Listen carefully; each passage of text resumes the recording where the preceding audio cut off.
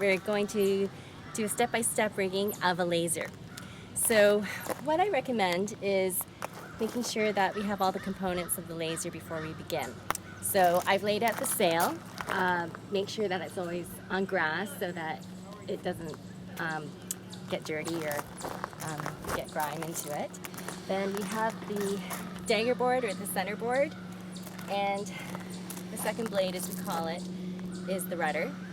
And then we also have the tiller for the rudder, the boat, the boom, and this is the upper part of the mast. So what I usually do first is assemble the mast. So we take this part and I just try to eyeball the mast distance of the sail.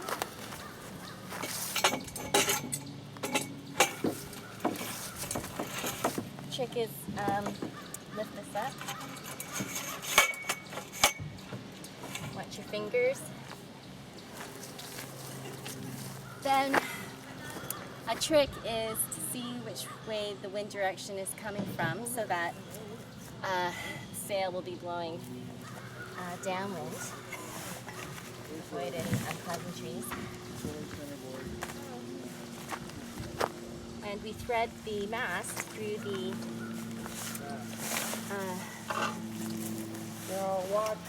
mast of the sail.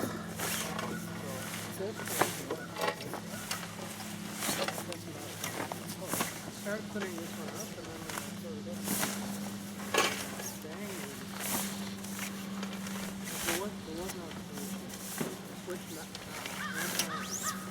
it's a good idea to try to keep the sail as flat out as possible, not crinkle it up as much. Looks like there's no bang for it. And it's always nice to get a hand. Thank you. Are you lined up?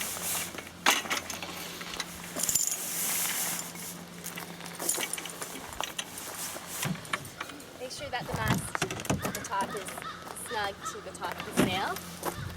And then Dave will put the mast into the mast. Oh, this one over here.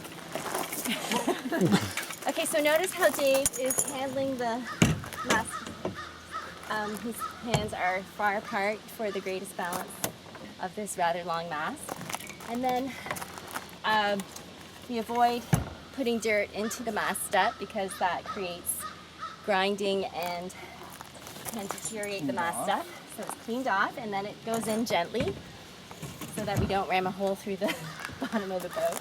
One thing to make sure when you're putting the sail on to the mast on the ground, as I've mentioned before, is you want to make sure for ease and making sure that the sail doesn't get tangled is to make sure that the sail flies toward the gooseneck. I want to make sure I put the plug into the cockpit so we don't take on water. Unscrewed, we usually keep it loose when we bring it out of the water so that it's not airtight, but then we tighten it up before we go into the water. Well, this is called the Cunningham, and it controls the shape of the sail closest to the mast. So usually when you're starting out, we keep everything loose. And what I will do is put it through here and then through this cleat. So then we get the downward force for the Cunningham. Or downhaul. Downhaul is sometimes a synonym for Cunningham. And then this is a boom bang. So, let's see, next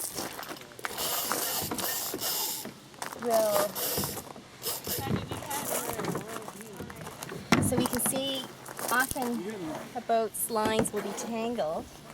We want to make sure they're not tangled so that everything's in the proper starting position. Okay, so here's the main sheet, here's the outhaul, and here's the hook for the sail. So I'll loosen the out haul.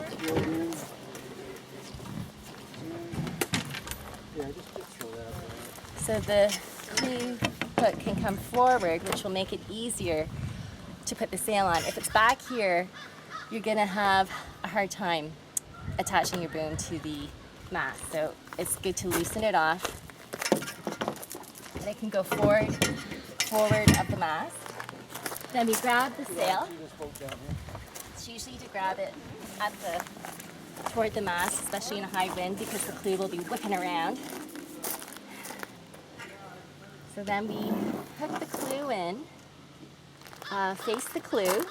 The sail clew goes over the hook, and then that's it.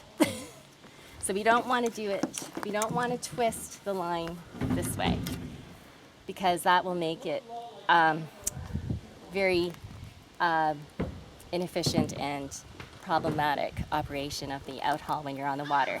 So that's a no-no. So we want to make sure the line is all neat, no crossings, and there we go. So we'll keep the out haul nice and loose before we get into the water. And then we'll attach the boom to the gooseneck. A tip is to align, just feel the hole in the gooseneck so that they can slide in.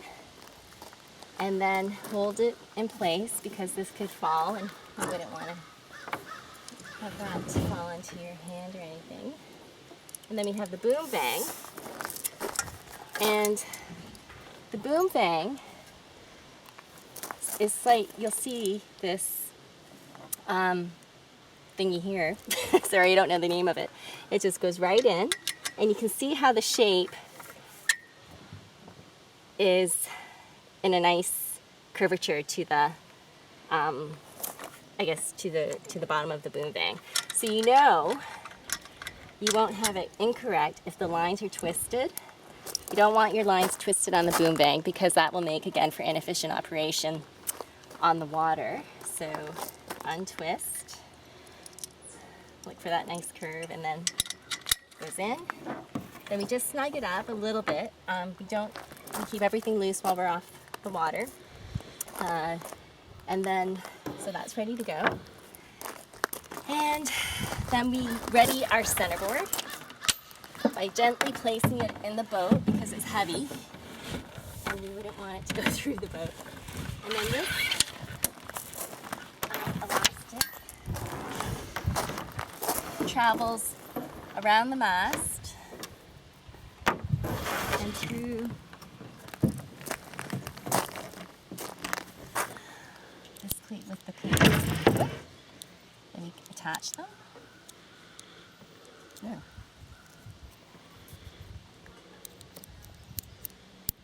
There we go. It's all attached and it's ready to be placed into the centerboard slot. And then what we do is I'll attach the tiller to the rudder. And so the tiller is always on top.